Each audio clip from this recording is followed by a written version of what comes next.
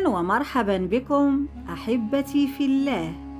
حكايتنا اليوم بعنوان قزم النار والملكة ابنة النجار.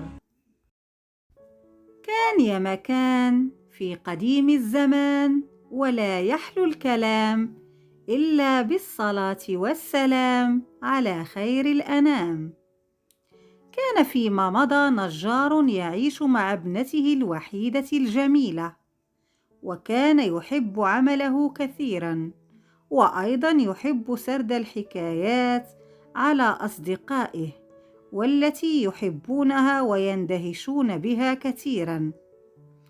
وفي يوم من الأيام جاء الملك إلى البلدة، وسمع النجار يتحدث عن ابنته ويقول: إن ابنتي فتاة مدهشة وبارعة ورائعة، ولا يوجد مثلها في البلاد بل وفي الدنيا بأكملها. فناداه الملك قائلا: أنت أيها النجار، قل لي ما هو المدهش في ابنتك؟ انحنى الأب للملك وقال: يا مولاي، ابنتي المدهشة يمكنها تحويل خيوط الصوف إلى ذهب. فقال الملك مندهشا: تحول خيوط الصوف إلى ذهب؟ هذا مدهش، يجب أن تحضرها إلى قصري، سوف أختبرها بنفسي وأرى إن كنت كاذبا أم صادقا.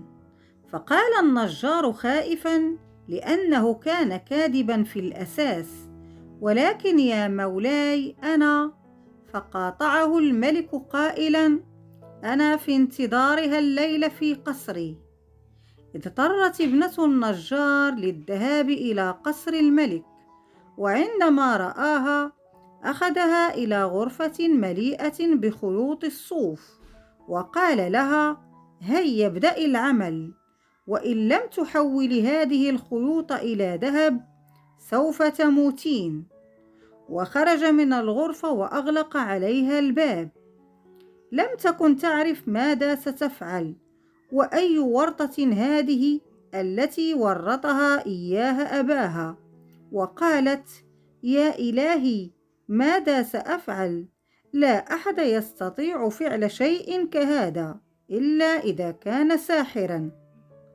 حينها ظهر أمامها قزم صغير وقال لها: هل سمعتك تقولين لا أحد يستطيع فعل هذا؟ فقالت الفتاة وهي خائفة مندهشة: من أنت؟ ومن أين خرجت؟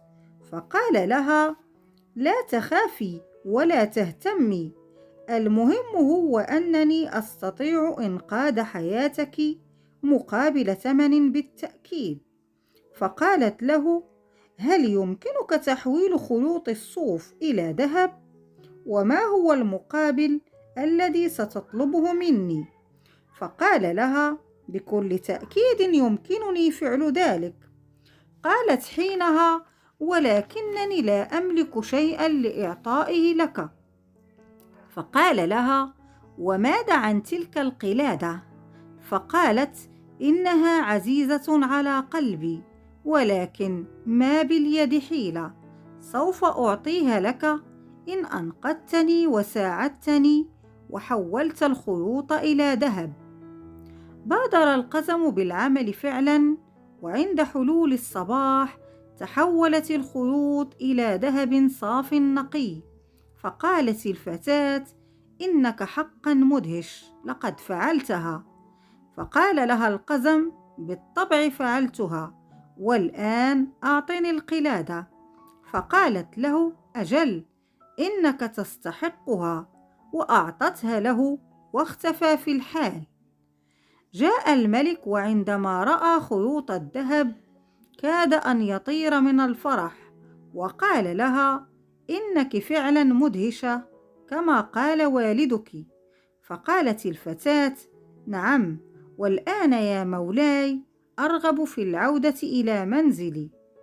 فقال الملك: لا لا، ليس بهذه السهولة، سوف أحضر لك المزيد من خيوط الصوف، وتحولينها أيضا إلى خيوط ذهب إن كنت تريدين البقاء على قيد الحياة، وأيضا والدك، والرجوع إليه وإلى منزلك سالمة. فقالت له في غضب: لقد قمت بما طلبته مني، والآن أريد الذهاب. فقاطعها قائلا: لا تناقش الأمر، هيا نفذي. وأغلق عليها الباب ورحل. جلست الفتاة المسكينة تبكي وتقول: يا إلهي، ماذا سأفعل؟ الليلة الماضية كنت محظوظة بمساعدة القزم، والآن ماذا؟ وفجأة ظهر القزم مرة أخرى وقال لها: أنا هنا، اطمئني يا فتاة. وقال لها: سأقوم بالمهمة مرة أخرى، ولكن سوف آخذ الخاتم الجميل الذي في يدك.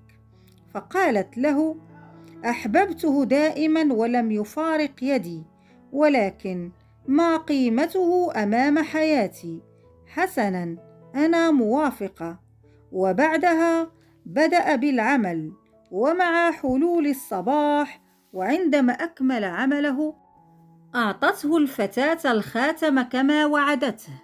وعندما جاء الملك ورأى ذلك فرح كثيرا، فطلبت المغادرة، ولكنه منعها مرة أخرى وقال لها: ستذهبين إلى غرفة أكبر. وأمر الخدم بإحضار الكثير من خيوط الصوف، وأمرها بتحويلها إلى خيوط ذهب، وإلا كان مصيرها الموت. وقال لها: سوف أغيب لفترة طويلة، وهذه المرة سأرسل ابن الأمير لمعرفة إن كان العمل قد أنجز. وقال في نفسه: إن هذه الفتاة كنز ثمين، لا يجب أن أفرط فيه. سوف أزوجها من ابن الأمير لتبقى معنا إلى الأبد، وتصنع لنا المزيد من خيوط الذهب. وغادر الغرفة. حزنت الفتاة وأجهشت بالبكاء، وهي تقول: إلى متى سأبقى هكذا؟ ومتى سأخرج من هنا؟ لقد اشتقت إلى أبي وإلى منزلي وإلى حياتي السابقة. وعندما رفعت رأسها رأت القزم ينظر إليها، وقال لها: لا تحزني، سوف أساعدك دائما. فقالت له: لم يعد لدي ما أقدمه لك. فقال لها القزم: سوف نجد حلا لذلك. وعندما جاء وقت العمل قام بتحويل خيوط الصوف إلى خيوط الذهب، وبحلول الصباح أنهى عمله كاملا. وقال لها: الآن سأقول لك ما هو المقابل الذي سآخذه منك. فقالت في حيرة: وما هو؟ فقال لها: إذا أصبحت ملكة سوف آخذ طفلك الأول. قالت الفتاة في دهشة وخوف: ماذا؟ أنا لا يمكنني أن أصبح ملكة، وحتى إن أصبحت ملكة فلن أوافق على هذا الشيء أبدا. فقال القزم: سوف نرى. واختفى. بعد لحظات دخل شاب وسيم إلى الغرفة، وكان الأمير ابن الملك الذي كان غائبا عن القصر. فحياها وقال لها: أخبرني أبي بكل ما يحدث، هل أنت بخير؟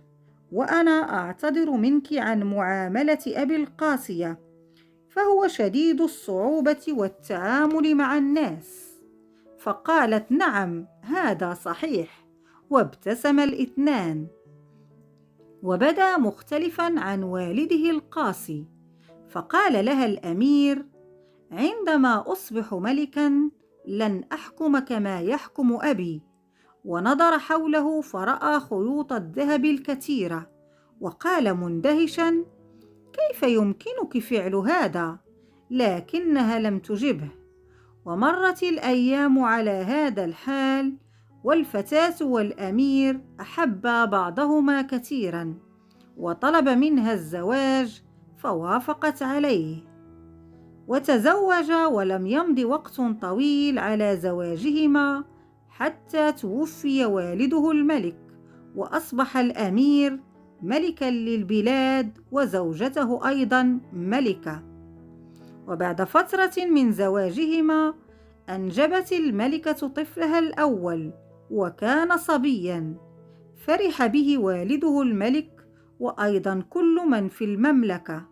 ولكن القزم لم ينسى صفقته مع الملكة. وفي يوم من الأيام كانت الملكة تتجول في حديقة قصرها حاملة طفلها بين ذراعيها، وفجأة ظهر القزم أمامها وقال لها: مرحبا يا عزيزتي، لقد جئت لآخذ أمانتي وما وعدتني به، مشيرا إلى طفلها. فقالت له: أنا لم أعدك بشيء، وحضنت طفلها إليها وقالت له: سأعطيك الكثير من الذهب. فقال لها: وما حاجتي به، فأنا من يصنعه. فقالت: إذن سأعطيك قلعة كبيرة تسكن بها. فأجابها قائلا: أنا آتي وأذهب أينما أريد، فلا حاجة لي بها. فقالت: إذن سوف أعطيك الكثير من الخدم لرعايتك. فقال لها: لا أحد يهتم بي، ولا أحد يعرف من أنا. هنا قالت الملكة: أنا سأعرف من أنت. فقال القزم: حقا؟ لأنه لا أحد على الأرض يعرف اسمي الحقيقي. وهنا قال لها: حسنا، سأعطيك 3 أيام، إن استطعت معرفة اسمي الحقيقي فلن آخذ طفلك، وسأرحل دون عودة، وإن لم تستطيعي فسآخذ الطفل لا محال. وهناك شرط آخر: لا يجب أن يعرف أحد عني شيئا، وإن تفوهت بكلمة واحدة عما حدث بيننا فسيختفي طفلك إلى الأبد. فكرت الملكة قليلا ووافقت. وفي اليوم التالي كتبت قائمة من الأسماء الغريبة، وفي الليل جاء القزم وقال لها: هيا قولي ما عندك. فقرأت عليه الأسماء واحدا تلو آخر، فقال لها ضاحكا: لا، ليس هذا اسمي، أراك غدا ليلا. واختفى أيضا. وفي اليوم التالي حدث نفس ما حدث في الليلة الأولى، ولم تتعرف الملكة على الاسم الحقيقي للقزم، واختفى. وفي اليوم الثالث خرجت من القصر وقالت: سأذهب إلى الغابة لعلي أحظى ببعض الهدوء وأفكر جيدا. وعندما وصلت إلى الغابة رأت نورا بعيدا وسمعت صوتا، فقالت: ما هذا؟ واقتربت حتى رأت القزم يرقص حول النار ويغني ويقول: الليلة سآخذ الطفل، ولن تفوز الملكة، فهي لا تعرف أن اسمي هو قزم النار. وردد الاسم كثيرا. فقالت الملكة متعجبة: قزم النار؟ وعادت إلى قصرها فرحة بما حدث. وعندما جاء إليها قالت له: لن تأخذ طفلي مني. فقال ضاحكا: إن لم تتعرفي على اسمي فسآخذه. وضحكت وقالت: وماذا لو كنت أعرف اسمك الحقيقي؟ فقال: هات ما عندك. فقالت: اسمك قزم النار. فصاح القزم مندهشا: كيف عرفت اسمي؟ وكان منزعجا وضرب على الأرض بقدميه ضربة قوية، ففتحت بها فجوة كبيرة وسقط فيها ولم يعد. ومنذ تلك الليلة والملكة تنام في راحة وسعادة، لأنها أنقذت طفلها وتخلصت من القزم إلى الأبد. إلى هنا تنتهي حكايتنا أحبتي في الله، أرجو أن تكون قد نالت إعجابكم، وإلى حكاية أخرى بإذن الله. ولا تنسوا الاشتراك في قناتنا وتفعيل الجرس فضلا وليس أمرا لتتوصلوا بجديد حكاياتنا. والسلام عليكم ورحمة الله تعالى وبركاته.